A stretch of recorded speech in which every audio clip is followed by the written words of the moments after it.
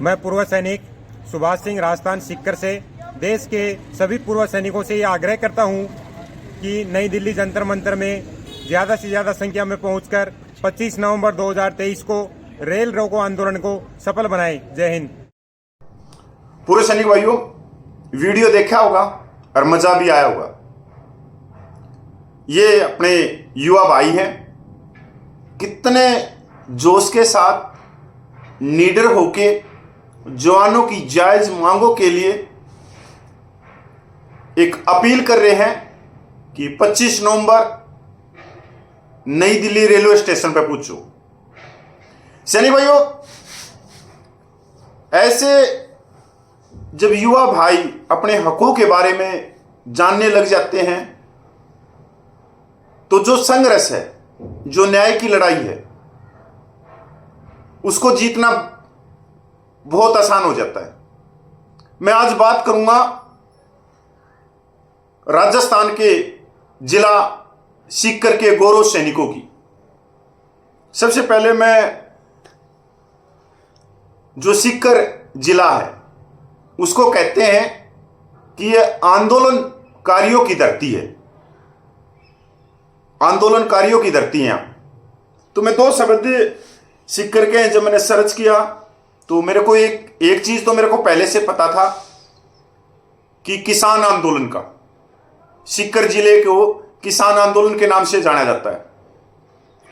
शिक्षा और शहादत के दम पर देश भर में पहचान बनाने वाले सीकर का किसान आंदोलन से पुराना नाता है।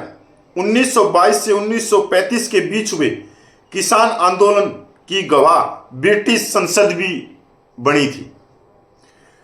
1922 में अंग्रेजों को सीकर के किसानों ने लगान देने से मना कर दिया था और लंबा आंदोलन चला और अंग्रेजों को झुकना पड़ा, किसानों की बात माननी पड़ी। और उसी समय 1922 में ही सीकर जिले में शिक्षा का विस्तार हो गया था। अगर आज हम बात करें उत्तर भारत की तो ये कोटा को भी पीछे धकेलते हुए शिक्षा जगत में भी इनकी एक अलग पहचान है।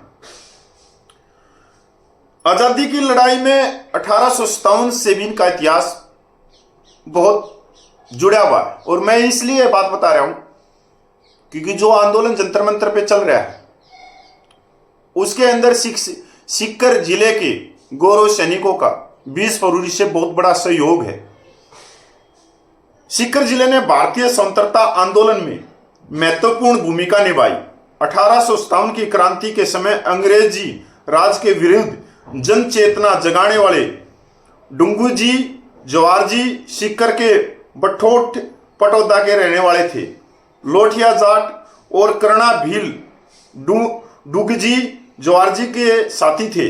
कहा जाता है कि इसी क्षेत्र में तात्या टोपे ने 1857 की क्रांति के समय शरण प्राप्त की थी। मतलब सीकर जिला वो है जो बहुत महान क्रांतिकारी हुए हैं अपने तात्या टोपे। तो उन्होंने शरण ली थी सीकर जिले में और सीकर के जो निवासी है उन्होंने शरण दी थी और उनका साथ दिया था। सैनिक भाइयों, सीकर जिले में सोल्जर वेलफेयर कमेटी है और ये पहले दिन से सबका सैनिक संघर्ष कमेटी के साथ, आप ये कह सकते हो कि ये सबका सैनिक संघर्ष कमेटी के एक इकाई है। क्योंकि एक आंदोलनकारी ही दूसरे आंदोलनकारी को पहचान सकता है, उसका सच देख सकता है, झूठ देख सकता है।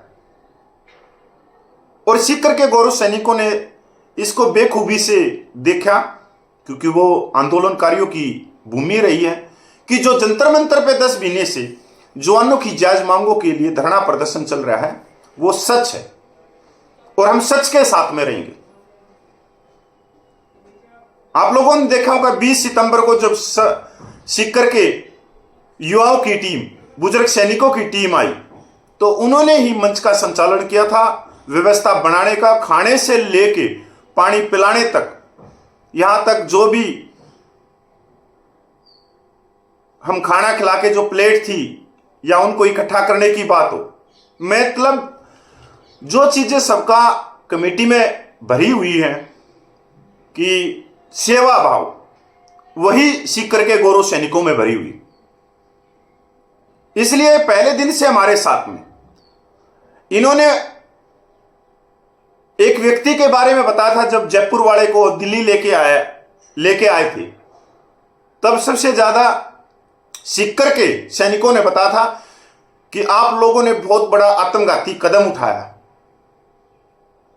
और ये व्यक्ति की हमने हथेली की रेखाएं देख ली हैं कि ये इसकी हथेली की रेखाएं किस राजनीतिक दल में जा रही हैं। जो व्यक्ति एक जिले के अंदर 25 साल से बैठा है, उसने कभी जवानों के भले के लिए 2 शब्द नहीं कही। ये तो पगड़ी पहनाता घूम रहा है, हम तो इसको बहुत बेखूबी से जानते हैं। पर मैं सीकर के गौरव सैनिकों से कहना चाहता हूं कि जो अपने बहुत बुजुर्ग और सम्मानित है मोहन रंगन साहब, वो कुछ अच्छा करना चाह रहे थे और अच्छे के लिए वो लेके आए थे, पर बुरा हुआ। पर उस बुरे के भागीदार में हम सब हैं। और आप तो आंदोलनकारी भूमि से हो, आप लोगों ने पता है कि आंदोलन को तोड़ने के लिए सब तरह के षड्यंत्र रचे जाते हैं।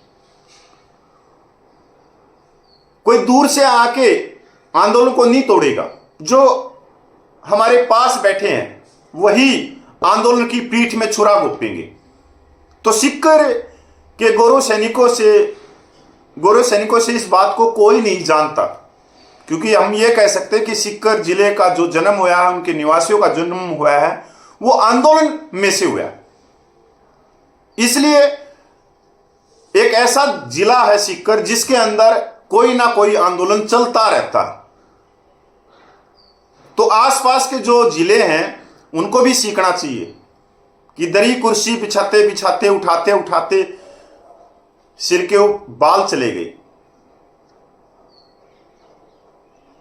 तो मैं जो इनका मैसेज है 25 नवंबर के लिए, मैं इसके लिए धन्यवाद करता हूं।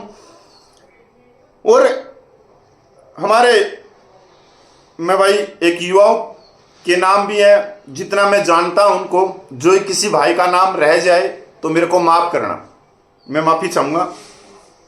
विनोद डाका भाई साहब, शीशपाल फौजी भाई, दुष्यंत कुमार कमांडो भाई, सुभाष फौजी भाई, अमरजीत सिंह फौजी भाई, राजेंद्र सुंडा भाई, पुष्पेंद्र मील भाई, प्यारेलाल रिवाड़, और हमारे बहुत ही सम्मानित बुजुर्ग captain Birbal Singh Kajla, sergeant Chokharam Budak, captain Bhagwan Singh, captain Pyarelal Chaudhary, सूबेदार रंजीत गरवाल, हवलदार जबरमल डाका, मैं आप लोगों का धन्यवाद करता हूं। और भाई एक चीज और भी सीखने की चीज है इनके बुजुर्गों से, सीकर वाले जो बुजुर्ग हैं। हमारी साइड में तो अगर कोई युवा भाई है तो उसके हमारे बुजुर्ग तो पैर खींचते हैं कि नहीं, ये नौजवान आगे क्यों चल रहा है, हम चलेंगे, चाहे उनकी उम्र हो 80 साल की। उनकी महत्वाकांक्षाएं, उनका स्वार्थ नहीं जाता। उनका स्वार्थ है कोई राजनीतिक के अंदर हित साधनी, ये सब जानती हैं। पर सीकर में उल्टा है। सीकर के बुजुर्ग इतने, मैं ये कह सकता हूं, मेरे पास में कोई शब्द नहीं है, काबिले तारीफ है इनका। ये क्या कहते हैं कि जो युवा है वो आगे चलेंगे और उनके बुजुर्ग पीछे चलेंगे।